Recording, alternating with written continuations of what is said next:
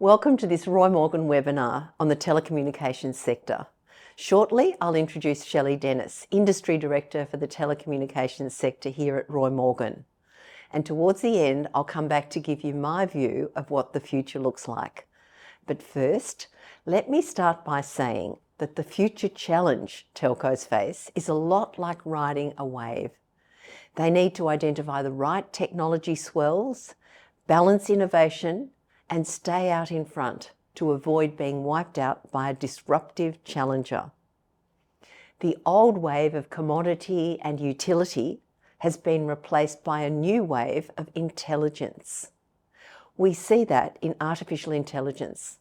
We see it in smart devices, in smart homes, and increasingly even smart cities. We see it in smart cars and automation. We see it in machines learning from us and even from each other. And we see it in the Internet of Things. I remember when the telephone was something I called my mother on to ask if I could stay over at a friend's house. And speaking of friends, it's my pleasure to introduce Shelley Dennis. As Industry Director at Roy Morgan, Shelley has spent the past 12 months immersing herself in everything telco. And recently, she interviewed a wide range of industry leaders to explore what they were thinking and what was keeping them awake at night. All is about to be revealed. So please join me in welcoming Shelley Dennis. Thanks, Michele. I'd like to start by painting the big picture, and then I will reveal the deep data that underpins Roy Morgan's market intelligence on the telecommunications sector. Penetration in the Australian telephony sector is mature and saturated, and virtually every Australian 14 plus has a mobile phone. So mobile growth can only come from immigrants, increased consumer demand, and by enticing consumers to switch. We see that 5G and smart products are the green shoots of organic growth. Additional profit can only come from deepening the share of wallet, smart pricing, and high margin services in the home. In the home, broadband growth will come from access to network solutions, smart home products, increased speeds, data security, and a new kind of end-to-end service at a price. Let's look in more detail at the context of everyday Australians. The first thing to take note of is that there's been no increase in natural population growth in the Australian population, and there actually hasn't been any for the past 2 decades.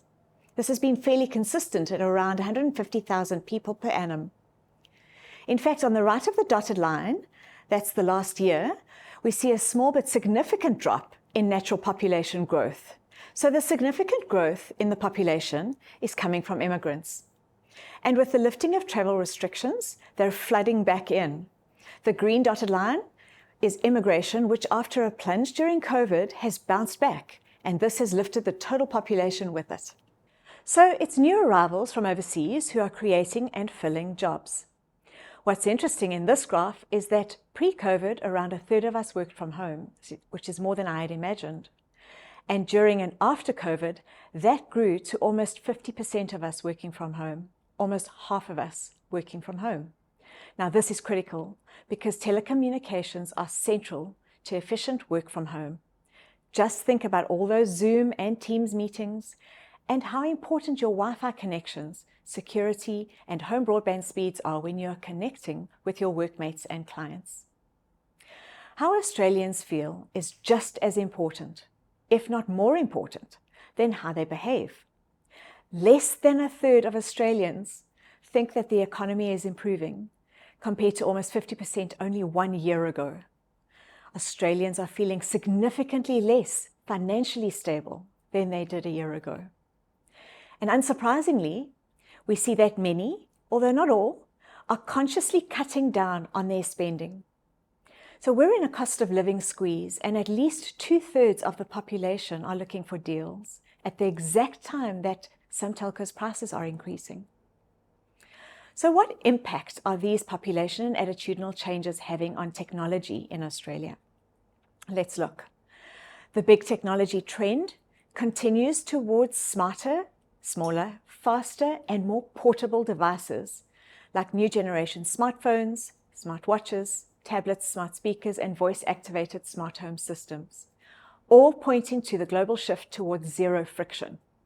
So I want to find, order, and pay for a new mesh Wi-Fi system and have it delivered within 2 hours, all from my smartphone while sitting in an Uber that I also ordered on my iPhone, towards zero friction. Taking a closer look at smart technology, the home is fast becoming a smarter place. In 2023, a massive 80% of all households have a smart home device or service. In fact, 4 out of every 5 Australian households have some kind of smart home device. And for most of them, it's a smart TV. That's the red line. When we take smart TVs out of the equation, the number of Australian households with smart home items currently sits at 40%, which is a massive 10% up on 2 years ago. The growth, even in the last year, across smart home ownership is undeniable. I'm not sure if we're getting any smarter, but our home environment sure appears to be. Penetration of smart home items continues to increase across all of these categories. And further to this, 1 in 5 Australians now have internet-connected home security systems that they check regularly online, a trend that appears to be increasing significantly. And every one of these devices relies on a robust telecommunications system. And every one of these devices has access to information about our activities and preferences. Now, with all this digital access to people's homes and identities, 70% of Australians have deep concerns about potential invasions of their privacy and their personal data. And be it through smartphone apps, smart technologies, smart TVs, via computers or tablets, the majority of us wonder who's listening in. And this past year has seen these worries increase. Now let's look at how this all manifests in the telco industry. At Roy Morgan, we measure everyone with a mobile phone aged 14 plus, whether be it for personal or business use.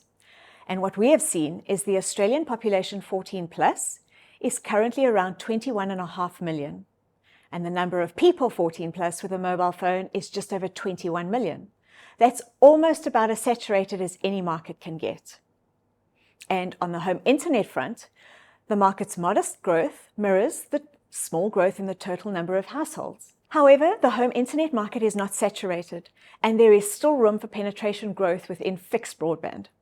Looking specifically at the consumer market over the last 2 years, we see the same trend of small penetration growth, around 2%, across consumer mobile market, consumer home internet, and subscription TV.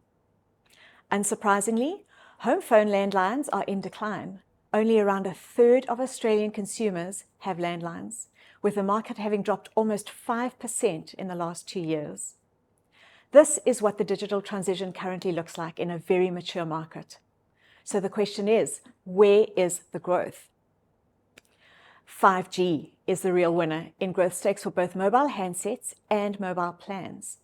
Consumers tell us that 1/3 of mobile plans now have 5G access, and sales of 5G-enabled mobile handsets have penetrated 45% of the population. This is excellent growth in any market, and amazing for the telco sector where there's so little opportunity for disruption. This is also interesting to see this kind of growth when limited households are actually covered by 5G.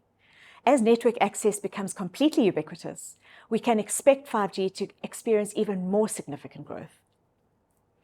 Looking in detail at mobile apps, we see that social media and banking apps dominate, with almost 2/3 of Australians 14 plus using one or both. Apps continue to grow despite predictions 5 years ago of their decline, and operate across all aspects of consumers' lives. In more growth news for telco operators, the sending of data-hungry MMSs from a mobile phone is big and getting bigger. As you know, when you send a text with an attached file like a photo, video, emoji, or a website link, you're sending an MMS. And these activities are now neck and neck with music streaming and podcast penetration. Data and speed-intensive video streaming is also on the rise, with over 40% of all Australians 14 plus streaming their favorite movies and videos on their mobile phones. Emailing is another telco service whose demise has been exaggerated for years. We hear regular rumors about the death of emails, with SMSs and messaging apps like Facebook Messenger making old-fashioned emailing redundant. That is still not the case. It is still by far the dominant form of internet communication. Having said that, messaging and internet video calls did see significant growth again in the past year. When it comes to mobile handsets, consumers are hanging on to them for longer. The obvious reason for this would be cost of living pressure felt over the past 12 months. It may also well be that until the next big thing, mobile handset technology has reached terminal velocity. Either way, the slower handset churn is bound to impact the market dynamic between prepaid and postpaid plans. Now let's have a look at home internet. While NBN dominates the network access for fixed broadband, indications are that their market share has reached saturation point, and next-gen technologies like 5G and satellite are gaining fast. Unsurprisingly, considering the internet activities and smart home product ownership levels, the need for speed appears to be on the rise. So NBN 100 Plus has jumped 35% over the past 2 years, and NBN 12 and 25 have significantly declined. It is clear that speed will continue to be a critical element of any broadband value proposition. As you can see here, network-related issues are the top reasons Australians chose a home internet provider in the last year, with price-related reasons a close second. Home broadband is so critical to the modern home that consumers are increasingly looking for a guarantee of reliability, speed, and access, while critically balancing that with a need for a price that resonates. This balance is what is the crux of the challenge for this industry. Let's move now to what leaders tell us about this challenge. As Michele said in her introduction, I've been interviewing industry leaders, and I've been impressed by their shared sense of industry focus and dedication, and a strong view of what the present and future look like. So I'd like to summarize some of what I've found in my in-depth conversations with them. What are leaders' impressions of the current state of the telco industry? Firstly, business leaders are dealing with multiple and wide-ranging challenges and stresses. The environment is dynamic and increasingly regulated. The global pandemic accelerated trends and increased demands on the industry. Consumers are more tech-savvy, environmentally aware, and emotionally sensitive. There is a changed government and a focus on regulatory and cost of living pressures. Data security is an acknowledged challenge for every telco brand. Having said that, however, leaders overwhelmingly say they are up for this challenge and actually more positive than even 2 years ago. For better or worse, industry leaders believe that the industry is still focused on the sale of network services. The rollout of next-gen network services will still provide opportunities for growth and for competitor providers to enter the market. Now, there is a hint that there will eventually be a move from the selling of services to the selling of outcomes, as measured by cloud performance, security, and resilience, as currently seen in part of the enterprise market. But this will take some time to flow into the consumer market. Leaders say there is still much work to be done before that becomes the focus of the industry. The industry is actively embracing digitization and trying to balance digitization with the capabilities and needs of consumers. It is felt, however, by all industry leaders that the telco industry does have to play catch-up with digital natives. However, they recognize that it is a key opportunity to provide a level of differentiation and experience between brands. According to leaders, digitization is the conduit to that relationship, and AI is the key that will unlock that potential, but only if combined with genuine consumer insights. Leaders acknowledge the impact that the Optus data breach had on the industry. They recognize that all organizations are vulnerable, and they have begun using the learnings internally. It is anticipated that providers will incorporate the desire to rebuild trust with consumers in different competitive ways, and also in anticipation that government will be implementing further regulations onto the industry in the near future. There is a massive desire to address the levels of trust and distrust in the industry amongst all of these telco leaders. Speaking of trust, trust is the underpinning foundation of brand reputation and of a sustainable future. That's because when customers trust a brand, They'll continue to buy its products or services, and they'll recommend it to others, and they'll remain loyal. But it's distrust where our deepest fears, pain, and betrayal surface. Roy Morgan data on distrust and our lived experience since 2018 reveals that distrust can have a toxic and destructive impact on a brand's reputation and a material impact on its financial strength. Take Medibank, for example, which lost $1.6 billion off its market value immediately after its devastating data breach. Focusing on Optus, when we look purely at trust scores, you'd never know anything had happened. There wasn't even a blip. If, like just everybody else, we at Roy Morgan only measured trust, we'd be able to tell Optus not to worry, that they've got through the data hack with no impact on their levels of trust. But then why are we losing hundreds of thousands of customers? They would justifiably ask. And the answer is in that customers are leaving because they now deeply distrust the Optus brand.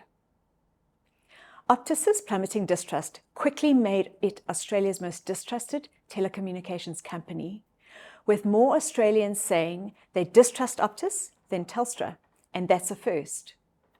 And when we look at net distrust scores, that's the black dotted line, we can see that Optus has fallen off a cliff. By March, Optus's net distrust score was 10 times worse than before the data hack.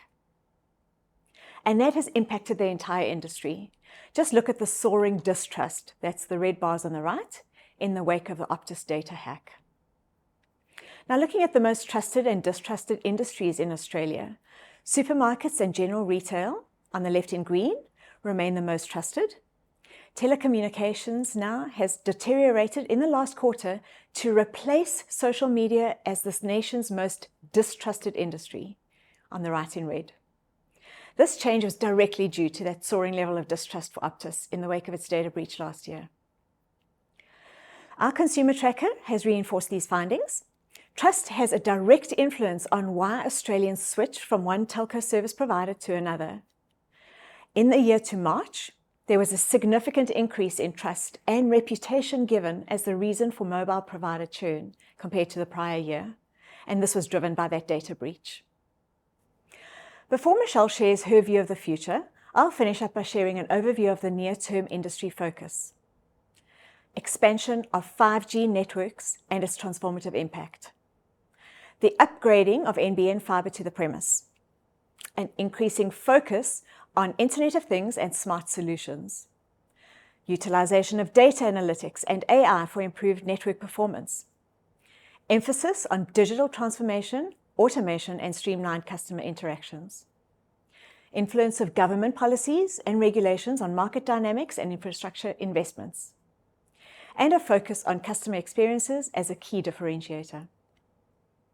In conclusion, it is more important than ever to monitor consumer attitudes, behavior, and desires to develop a deep understanding of their emotions, their expectations, and their trust in order to build a relationship with them and unlock lifetime value. Now I welcome Michele back to close with insights into the future of the industry. Michele. Thanks, Shelley. At Roy Morgan, we ask more than 60,000 Australians every year what they think, how they feel, how they spend their dollars and their days. But we also look to the future. For example, we have an always-on AI forecasting engine that predicts retail spending across every category at least a year in advance. And our data and social scientists constantly collate category trends and look for likely disruptions. So to wrap up today's session, I'm going to share a few of those forward-looking insights with a focus specifically on telecommunications. So in Australia, it's 5G that will continue to be the game changer. So why is 5G so important to Australia's future? Well, 5G enables so many things. It enables real-time communication in autonomous vehicles, improving road safety and facilitating their widespread adoption in Australia. Intelligent traffic management and real-time vehicle tracking, improving logistics and transportation systems. 5G supports real-time telemedicine and remote patient monitoring, improving healthcare access into remote areas of Australia. And of course, the Internet of Things and its integration. 5G connects a large number of devices simultaneously, enabling seamless communication for smart homes, smart cities, and industrial automation all over Australia. Now, 5G's high bandwidth and low latency provide immersive experiences like AR, augmented reality, and VR, virtual reality, benefiting entertainment, gaming, tourism, and increasingly the education sector. 5G's high-speed connectivity facilitates remote work, seamless video conferencing, and cloud-based collaboration for increased productivity. And 5G's reliable communication supports robotics, automation, and predictive maintenance in manufacturing and industrial sectors. So if 5G is pivotal, what about 6G? What about 6G? Will 6G, expected to become ubiquitous in the 2030s, enable us to do the unimaginable? I think it will. 6G's terahertz frequencies have the potential to drive innovation in fields like holographic imaging, high-resolution video streaming, and fully immersive virtual reality experiences. 6G is anticipated to bring near instantaneous response times and haptic communication. That's non-verbal communication like touch. Think of a surgeon doing surgery. The sense of touch is critical. 6G could integrate satellite communications more seamlessly into terrestrial networks, creating a hybrid network architecture. This integration can provide ubiquitous coverage, supporting global connectivity and enable applications such as disaster response, remote sensing, and precision agriculture. 6G also aims to address environmental concerns by improving energy efficiency and reducing the carbon footprint of networks. So finally, let's summarise the global picture. Cutting-edge technologies like 5G networks and satellite constellations are going to reshape communication. Seamless connectivity will foster innovation, collaboration, and understanding across borders. Imagine no language barriers. Telecommunications will play a pivotal role in the development of smart cities and remote healthcare. And edge computing will disrupt centralised cloud computing models by shifting data processing and storage closer to the source of data generation or data need. Artificial intelligence and machine learning will empower us to unleash unimagined realms of knowledge and creativity. Artificial intelligence, be it generative AI like ChatGPT, or the more human AGI, artificial general intelligence, is the biggest technological leap since the invention of the computer. Over the coming decade, telecommunications using human-level intelligence, AGI, will have a transformative impact on society. So that brings this short webinar to a close. Contact Roy Morgan for more insights on the telco sector. Just ask Roy Morgan. And don't miss our previous and upcoming webinars.